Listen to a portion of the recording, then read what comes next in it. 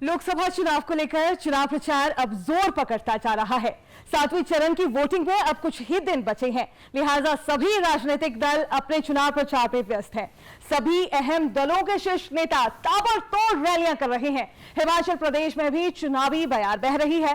भले ही यहां पर कांग्रेस की सरकार हो, लेकिन प्रदेश में पिछले 3 लोकसभा चुनाव कांग्रेस के लिए अच्छे साबित नहीं हुए हैं। केवल 2021 में मंडी संसदीय क्षेत्र में हुए उपचुनाव के अलावा 2014 से ही यहां पर कांग्रेस का खाता तक नहीं खुल रहा, जबकि भाजपा की कोशिश है कि वो यहां पर क्लीन स्वीप की हैट्रिक लगाए। हालांकि प्रदेश में चुनावी माहौल बना हुआ है। अब देखना होगा कि बीजेपी एक बार फिर यहां पर क्लीन स्वीप मारती है या फिर कांग्रेस अपना 10 साल का सूखा खत्म करने में कामयाब हो पाती है। सियासत की सरगर्मियों और जनता के मन को टटोलते जनादेश में आपका बहुत बहुत स्वागत है। जनादेश के इस अंक में बहुत कुछ है खास, लेकिन सबसे पहले जनादेश सुर्खियां।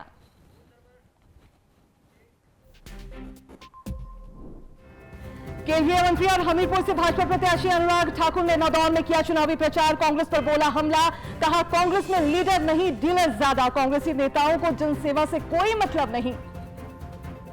मनाली में कांग्रेस के राष्ट्रीय महासचिव सचिन पायलट ने विक्रमादित्य सिंह के लिए किया चुनाव प्रचार। केंद्र की भाजपा सरकार को हर मोर्चे पर बताया नाकाम।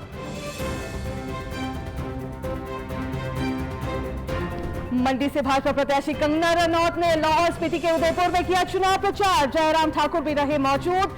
विक्रमादित्य सिंह ने भी मंडी में लोगों से वोट अपील, भाजपा प्रत्याशी पर साधा निशाना। प्रदेश की 6 विधानसभा सीटों पर हो रहे उपचुनाव में मुख्यमंत्री सुखविंदर सिंह सुक्खू ने किया कांग्रेस की जीत का दावा। चारों लोकसभा सीटों पर भी कांग्रेस की जीत का भरा दम। कांगड़ा से भाजपा प्रत्याशी राजीव भारद्वाज ने सुलह में किया जनसंपर्क, लोगों से की वोट अपील। कांग्रेस प्रत्याशी आनंद शर्मा ने पालमपुर में जनता से की वोट अपील।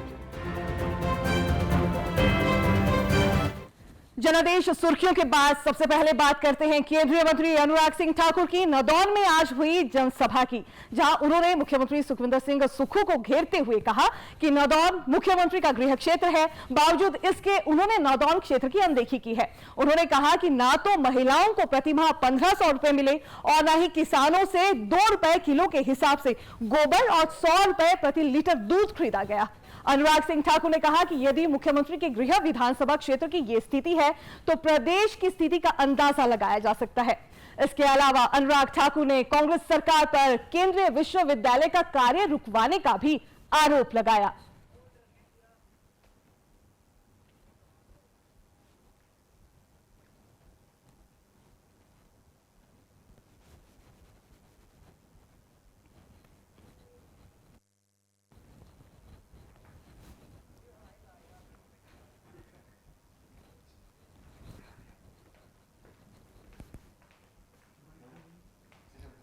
कितना हिंदू का अपमान करोगे, कितना सनातन धर्म का अपमान करोगे, कितना भगवे का अपमान करोगे।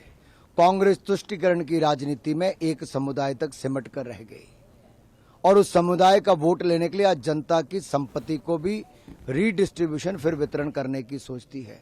कांग्रेस के सांसद कहते हैं जिसकी 2 बीवी होगी उसको दुगना देंगे, जिसकी 4 होगी उसको 4 गुना देंगे, बच्चे ज्यादा होंगे ज्यादा देंगे। इससे पता चलता है कांग्रेस वोट बैंक के लिए कहीं भी उतर सकती है। मोदी सरकार में सबका साथ सबका विकास हुआ। हमने ना हिंदू देखा ना मुस्लिम, हमने तो गरीब का कल्याण किया। और मैं कहना चाहता हूं, चीन से फंड लिया किसी ने, चीन की सरकार से, पार्टी से, तो कांग्रेस पार्टी ने लिया। क्यों लिया? देश की जनता को बचाएं। जब डोकलाम की घटना हुई, अतिक्रमण चीन ने करने का प्रयास किया, हमारी सेना ने मुंह तोड़ जवाब दिया, तो हमारी सेना के साथ कांग्रेस खड़ी नहीं हुई। बंद कमरे में कांग्रेस के नेता राहुल गांधी जी चीन के साथ गुफ्तगू करते रहे, कौन से एग्रीमेंट साइन किए, कौन सी वार्ता हुई और कितने पैसे कांग्रेस ने चंदे के रूप में लिए। देश को बताए क्या चीन से खाया है और क्या पाकिस्तान की मदद में पाया है। मंडी संसदीय सीट से कांग्रेस प्रत्याशी विक्रमादित्य सिंह ने आज बलह विधानसभा क्षेत्र से चुनाव प्रचार किया। उन्होंने सरदार पटेल विश्वविद्यालय पर भाजपा द्वारा राजनीति करने के आरोप लगाए हैं। उन्होंने कहा कि भाजपा द्वारा औपचारिकता पूरी करने के लिए इस विश्वविद्यालय को खोला गया, लेकिन आधारभूत ढांचे की तरफ कोई ध्यान नहीं दिया गया। वहीं मंडी से भाजपा प्रत्याशी कंगना रनौत ने लाहौल स्पीति जिला के उदयपुर में चुनाव प्रचार के दौरान लाहौल स्पीति को पर्यटन की दृष्टि से विकसित करने की बात कही। बड़े बड़े जो ब्रांड्स हैं उनको यहाँ पर लाके एक एक जो कुछ ही very small percentage of that profit जो है वो लोकल्स को जाता है। रादर देन दैट वो क्या चाहते हैं कि जो लोकल्स हैं, खासकर जो महिलाएं हैं, उनकी व्यावसायिक क्षमता को हम टैप इन करेंगे, जैसे होम स्टेज हो गया या ऑर्गेनिक कैफेज हो गए, होम ग्रोन जो कैफेज हो गए, घर पे खाना बनाना, उस तरह से जो, तो उससे क्या होगा, लोकल इकोनॉमी को जो है वो मिलेगा लिफ्ट, और हमारी जो एक हिमाचली संस्कृति और हमारे जो चाहे पहनावा चाहे खाना, और उसको भी जो है प्रचार मिलेगा। इस तरह का एम्प्लॉयमेंट, सेल्फ जनरेटेड एम्प्लॉयमेंट पे भी काम करेंगे। एक कॉलेज के अंदर एक भवन में जो है वो आपने एसपीयू को शुरू कर दिया। ये कोई राजनीतिक अखाड़ा नहीं है, ये हमारा विद्या का केंद्र है और यहाँ पे जो क्वालिटी ऑफ फोकस होना चाहिए था वो नहीं हुआ। हम चाहते हैं कि एसपीयू ग्रो करे मगर सही दिशा में आगे बढ़े, ये हम चाहते हैं। उसके लिए हम बिल्कुल इसका समर्थन करेंगे। हिमाचल प्रदेश में ऊंचे बर्फीले पहाड़ और दुर्गम रास्तों की चुनौतियों से भरे प्रदेश के लाहौल स्पीति जिले का एक गांव ऐसा भी है जहां पिछले आम चुनाव में 100% मतदान हुआ था। हम बात कर रहे हैं दुनिया के सबसे ऊंचे मतदान केंद्र टशीगंग की, जहां इस बार भी चुनाव विभाग द्वारा 100% मतदान का लक्ष्य रखा गया है और मतदाताओं को वोट का महत्व बताने के लिए शिमला से टशीगंग तक साइकिल अभियान का आयोजन किया गया है। एक रिपोर्ट। हमारा छोटा सा पहाड़ी प्रदेश अपने प्राकृतिक सौंदर्य के लिए तो विश्वविख्यात है ही, साथ ही साथ यहाँ कई ऐसे स्थान हैं जिनकी भौगोलिक स्थिति उन्हें दुनिया भर में सबसे विशिष्ट पहचान देती है। ऐसा ही एक स्थान है प्रदेश के लाहौल स्पीति जिले का टशीगंग, जो सतलुज नदी की घाटी में 15,256 फीट की ऊंचाई पर बसा है। चीन की सीमा से सटे टशीगंग को गौरव प्राप्त है दुनिया के सबसे ऊंचाई पर स्थित मतदान केंद्र होने का। इस बार निर्वाचन विभाग ने इन कठिन भौगोलिक परिस्थितियों के बावजूद विश्व के सबसे ऊंचे मतदान केंद्र में लोकसभा चुनाव में 100% मतदान का लक्ष्य रखा है। विभाग द्वारा 14 मई को राजधानी शिमला से टशीगंग के लिए मतदान का महत्व समझाने के लिए एक खास साइकिल रैली को रवाना किया गया, जिसकी अगुवाई निर्वाचन विभाग के स्टेट आइकन और प्रसिद्ध साइकिलिस्ट जसप्रीत पाल ने की है। स्वीप गतिविधि के तहत 14 मई से शुरू हुआ ये साइकिल एक्सपीडिशन विश्व के सबसे ऊंचे मतदान केंद्र टशीगंग में सोमवार 20 मई को संपन्न हुआ। समुद्र तल से 4,650 मीटर की ऊंचाई होने के चलते जहां सांस लेने में भी दिक्कत होती है और ऑक्सीजन की पर्याप्त मात्रा ना होने के कारण जहां पेड़ पौधे तक नहीं उग पाते हैं, ऐसे पोलिंग बूथ में 2019 में हुए चुनाव में कुल 49 मतदाता थे, जिनमें 29 पुरुष और 20 महिलाएं शामिल थी। और इस केंद्र में 2019 में 100% मतदान दर्ज किया गया। ठीक इसी लक्ष्य को हासिल करने के लिए इस बार भी टशीगंग तक चुनाव आयोग और प्रदेश के इन होनहार युवाओं का लोगों को जागरूक करने के लिए साइकिलिंग का ये जज्बा हमेशा हमेशा के लिए इतिहास के स्वर्णिम पन्नों में अंकित हो गया है।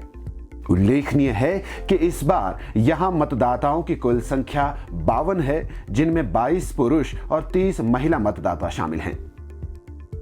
ऐसा पहली बार है कि मतदाताओं को जागरूक करने के लिए सिर्फ 7 दिनों में मात्र साइकिल पर सवार होकर 450 किलोमीटर का सफर करके कोई लाहौल स्पीति पहुंचा हो। बर्फ की करीब 1.5 फुट मोटी चादर और जमा देने वाली सर्दी के बीच स्पीति में साइकिल एक्सपीडिशन का काफिला समदो, हुरलिंग, लरी, ताबो, पोह, शिशलिंग, शेगो, काजा, लांजा, कोमिक और हिक्किम होते हुए 7वें दिन काजा सर्किट हाउस से मुनस्लिंग स्कूल रंगरिक पहुंचा, जहां स्कूल प्रबंधन ने उनका जोरदार स्वागत किया। साइकिल राइडर जसप्रीत पाल ने छात्रों के माध्यम से उनके परिजनों तक मतदान का संदेश दिया। शिमला से विश्व के सबसे ऊंचे मतदान केंद्र तक पहुंचकर 3 जिलों शिमला, किन्नौर और लाहौल स्पीति में मतदाताओं को इस एक्सपीडिशन के माध्यम से जागरूक किया गया। जसप्रीत पाल का कहना है कि शिमला से टशीगंग तक का यह सफर मुश्किलों से भरा रहा है। उन्होंने कहा कि उनका हौसला कई बार टूटता रहा, लेकिन चुनाव आयोग, स्थानीय लोग और सफर में मिलने वाले मतदाता उनके लिए प्रेरणा का स्रोत रहे। उन्होंने कहा कि अगर यहां पर 100% मतदान हुआ तो वे फिर से टशीगंग के मतदाताओं का आभार व्यक्त करने के लिए आएंगे। निश्चित तौर पर राज्य चुनाव विभाग द्वारा इस तरह का प्रेरणादायी अभियान और इन दोनों युवा राइडरों का यह हौसला प्रदेश के मतदाताओं के साथ साथ देश दुनिया के लिए भी एक मिसाल बन चुका है। अगर 7 दिनों में 450 किलोमीटर का सफर तय करके ये युवा अपनी जान जोखिम में डालकर हम सभी को मतदान का महत्व बता सकते हैं, तो क्या 1 जून को होने जा रहे मतदान में हम अपने पास के केंद्र में जाकर वोट देकर लोकतंत्र में अपनी भागीदारी सुनिश्चित नहीं कर सकते? तो बहाने बनाना छोड़ें और देश का नागरिक कहलाने का पहला फर्ज निभाएं। आओ मतदान कराएं। Bureau report, DD news, Himachal. जनादेश में अब रुख करते हैं जनता की आवाज का, जिसका मंच है वोट यात्रा। और आज हम जाएंगे शिमला संसदीय क्षेत्र के अंतर्गत सिरमौर के मतदाताओं की आवाज और प्रत्याशियों के चुनाव पर उनकी राय जानने। देखें ये वोट यात्रा।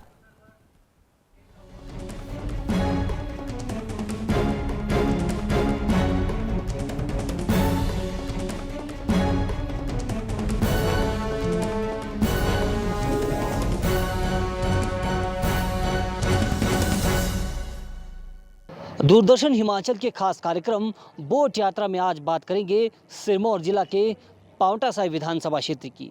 यह विधानसभा पड़ोसी राज्य उत्तराखंड, उत्तर प्रदेश और हरियाणा से सटी हुई है और यहाँ के लोगों की क्या क्या समस्याएं हैं, लोकसभा चुनाव को लेकर लोगों का क्या कहना है, किस तरीके का सांसद यहाँ की जनता चुनना चाहती है।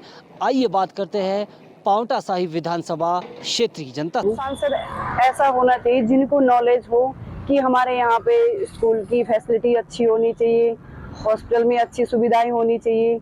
हमारे यहाँ पे शिलाई क्षेत्र में हॉस्पिटल की कोई खास सुविधा नहीं है। हमें कोई ऐसी बात होती तो मतलब जो पेशेंट होते हैं उन्हें पोंटा लाना पड़ता है। तो हमारा ये है कि हॉस्पिटल की सुविधा हो। रोड इतने कच्चे हैं, कोई भी विकास नहीं है। महिलाओं के लिए, लड़कियों के लिए, हमारे हिमाचल में लड़कियों के ऊपर जो भी अत्याचार होते हैं, मारपीट होती है, तो मैं चाहती हूँ जो भी कोई प्रधानमंत्री बने वो इसके ऊपर कोई ऐसी खास कार्रवाई करे कि कड़ी से कड़ी कदम उठाए ताकि इन सब चीजों पे रोक लगाई जाए। सांसद हमारे ऐसे होने चाहिए कि यहाँ दिखने भी चाहिए, आके यहाँ देखना भी चाहिए हॉस्पिटलों की हालत क्या है, वहाँ किस चीज़ की हमको सुविधा चाहिए।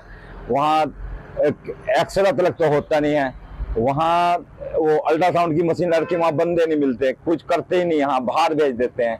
वहाँ की सुविधा बढ़िया हो, वहाँ लोगों की, गरीब आदमी की देखभाल अच्छी हो, स्कूल बढ़िया हो, हमारे सरकारी स्कूल अच्छे हों, हमारी सड़कें अच्छी हों, बिजली पानी की सुविधा बढ़िया हो। सांसद की फोटो तो दिखती नहीं, सांसद है कौन यही नहीं पता हम लोग आज तक कभी देखे ही नहीं सांसद ही कौन है। यहाँ प्रधानमंत्री कोई भी बने जो देश को आगे बढ़ाए, जो सबके बारे में सोचे, जो भेदभाव से बढ़कर काम करे, जो ये सरकारी स्कूल अच्छे करे, जो ये हॉस्पिटलों की सुविधा अच्छी करे, लोगों के गरीब आदमियों की देखभाल अच्छी करे। पांवटा में जो कमियां हैं, जैसे मान लो हॉस्पिटल है उसमें डॉक्टरों की बहुत कमी है और जो छोटे मोटे ऑपरेशन हो रहे थे वो भी रुक गए हैं और वहाँ अल्ट्रासाउंड की जो प्रॉब्लम थी वो वैसी की वैसी है, मशीनें पड़ी हैं पर डॉक्टर नहीं है। इस सड़कों की हालत है वो भी अच्छी नहीं है अभी। चलो जैसा कुछ होता, बरसात का मौसम था, अब सुधर जाएंगी सड़कें भी। झूठे वायदे करते हैं, झूठे वायदों से कुछ नहीं होता। तो आपने देखा कि लोकसभा चुनाव को लेकर पांवटा साहिब विधानसभा क्षेत्र की जनता का क्या कुछ कहना है और क्या कुछ इलाके में समस्याएं, ये तमाम बातें लोगों ने डीडी न्यूज़ के साथ साझा की। साथ ही ये भी विचार साझा किए कि किस तरीके का सांसद वो इस बार चुनना चाहते हैं। दूरदर्शन समाचार के लिए पांवटा साहिब विधानसभा क्षेत्र से सतीश शर्मा।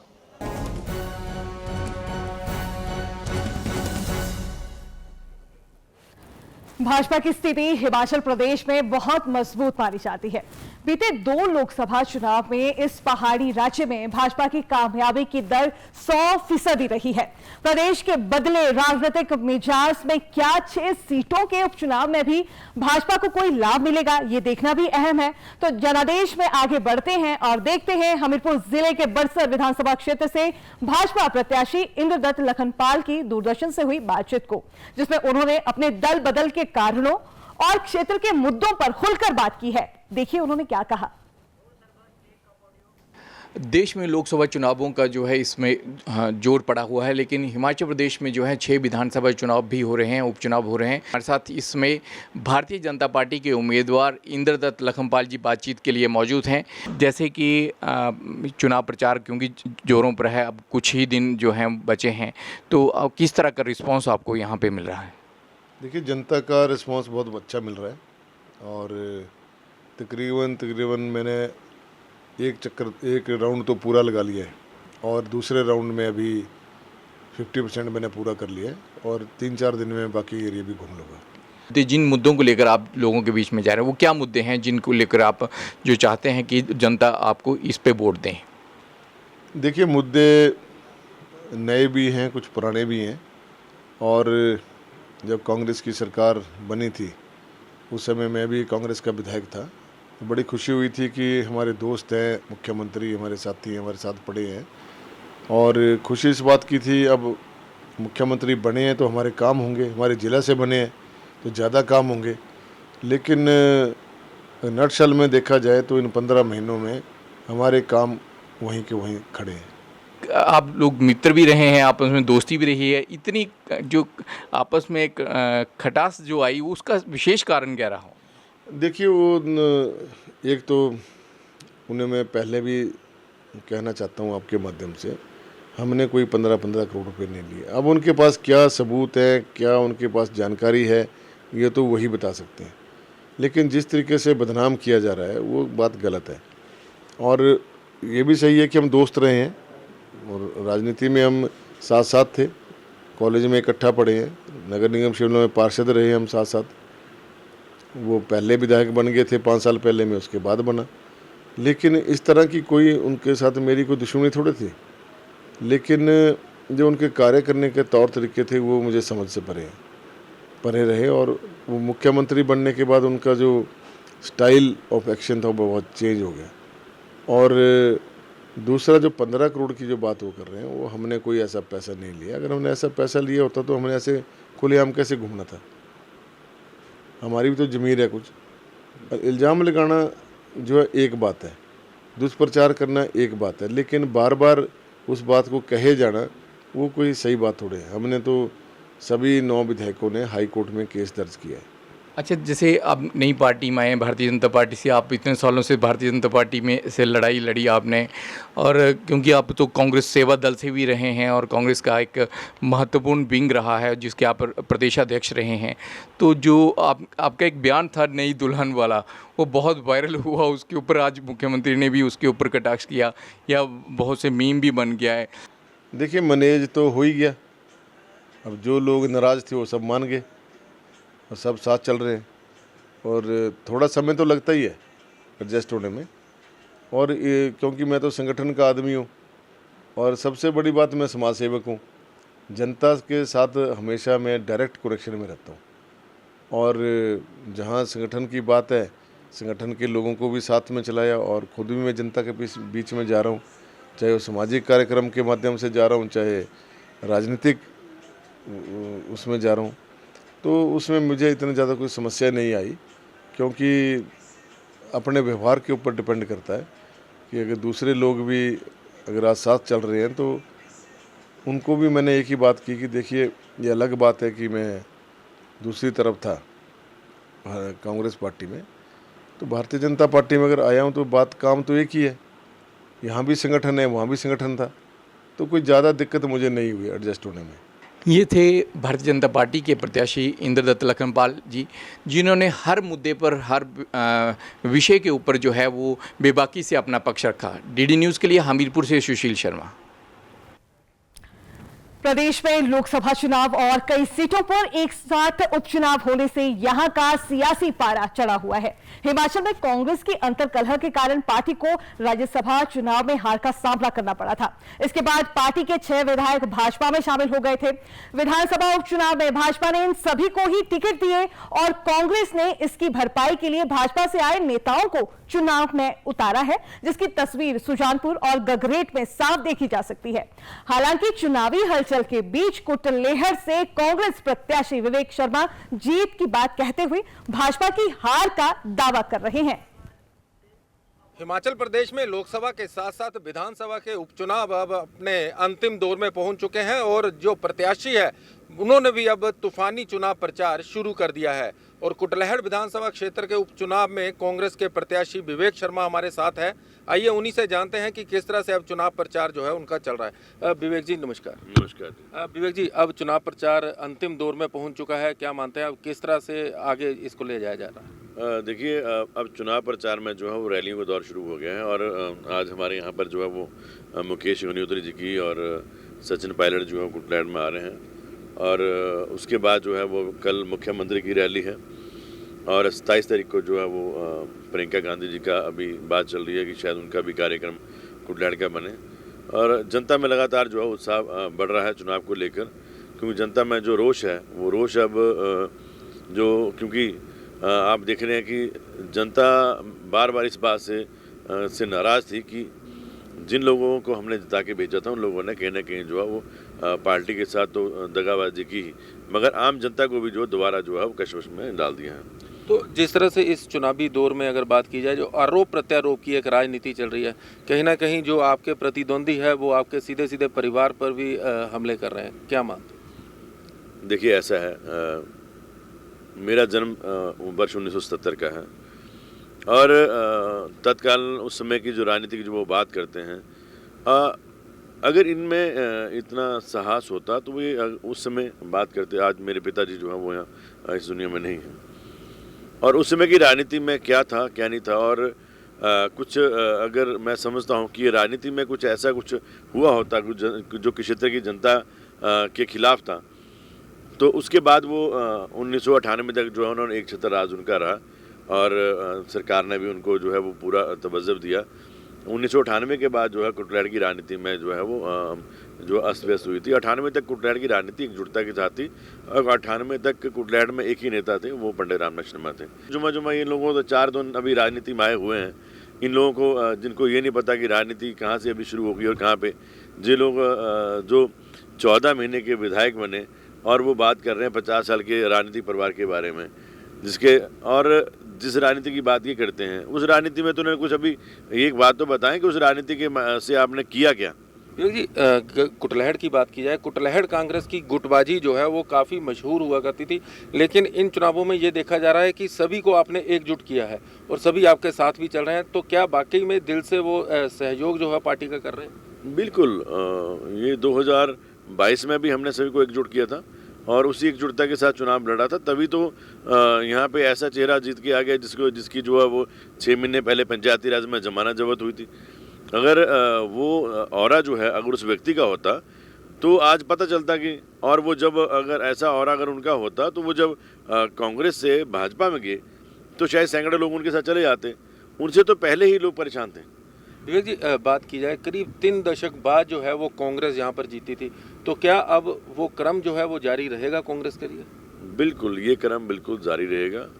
हम हैं जो नहीं है, जो कांग्रेस को हमने यहाँ पे जो है वो संगठनात्मक ढांचे से जो है उसको जो मजबूत यहाँ पे किया है। 2017 से लेकर 22 तक मेरा एक ही काम था कि कांग्रेस पार्टी की मजबूती कैसे करनी है और हमने पार्टी को यहाँ से इस तरह तक मजबूत किया है कि यहाँ पे अगर आने वाले समय में आज से 5-10 साल के बाद भी कांग्रेस जो है वो पूरी मजबूती के साथ काम करेगी, क्योंकि आने वाले समय में जो हमने सोचा है अगर हमें सत्ता बख्श भी मिलता है, उसके बाद संगठनात्मक ढांचे को कुटलहड़ में जो है वो इतना मजबूत किया जाएगा कि आने वाले समय में भी लोगों को उसका फ़ायदा होगा। तो ये थे कांग्रेस के प्रत्याशी विवेक शर्मा, जिन्होंने अपने यहाँ पर जीत का दावा किया है। Amit Sharma, DD news, Una. और अब जनादेश के सेगमेंट में हम आपके लिए लेकर आए हैं देश के चुनावी इतिहास से कुछ ऐसे यादगार किस्से जिन्होंने भारतीय निर्वाचन प्रणाली में अपनी अमिट छाप छोड़ी है। तो जनादेश में ये रहा आज का चुनावी किस्सा।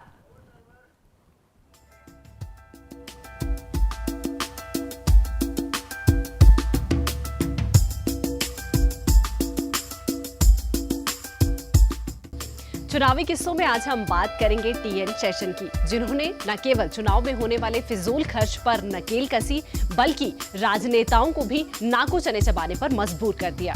बात है 1950 की। 18 साल का एक युवक मद्रास के किसी रेस्टोरेंट में अपनी चवन्नी खर्च कर लेता है, अपने दोस्तों को कॉफी पिला देता है और जब वो घर वापस पहुंचता है तो उनकी माँ को जब ये बात पता चलती है तो उनकी माँ बिना उनसे कुछ भी बात किए उनको खूब पीटती है। ठीक 5 साल बाद जब वही लड़का आईएएस की परीक्षा में टॉप करता है तब माँ की वो मार उनके लिए सबक बन चुकी होती है कि आपके पास जितना भी पैसा हो लेकिन फिजूल खर्ची नहीं होनी चाहिए। आगे चलकर उस शख्स ने नेताओं को भी ऐसा ही सबक सिखाया और आज तक देश उनके चुनावी सुधारों के लिए उन्हें याद करता है। टीएन शेषन दिसंबर 1990 में भारत के 10वें मुख्य निर्वाचन आयुक्त बने थे। स्वभाव से कड़क और ईमानदार शेषन ने पहले ही दिन से चुनाव आयोग में सुधार शुरू कर दिए थे।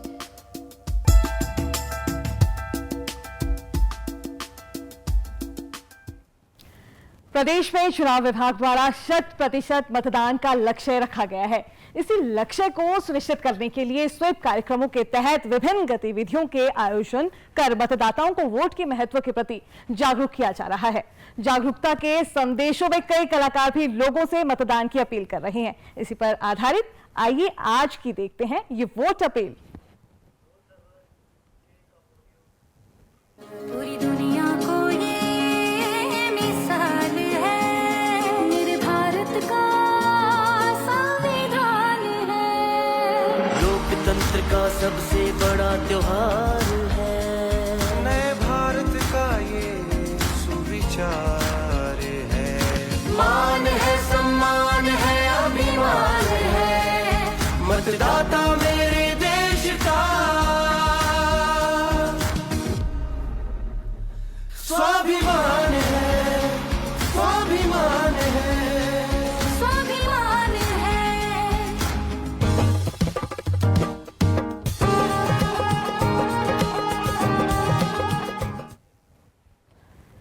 जनादेश के आज के इस अंक में इतना ही। दीजिए अनुमति।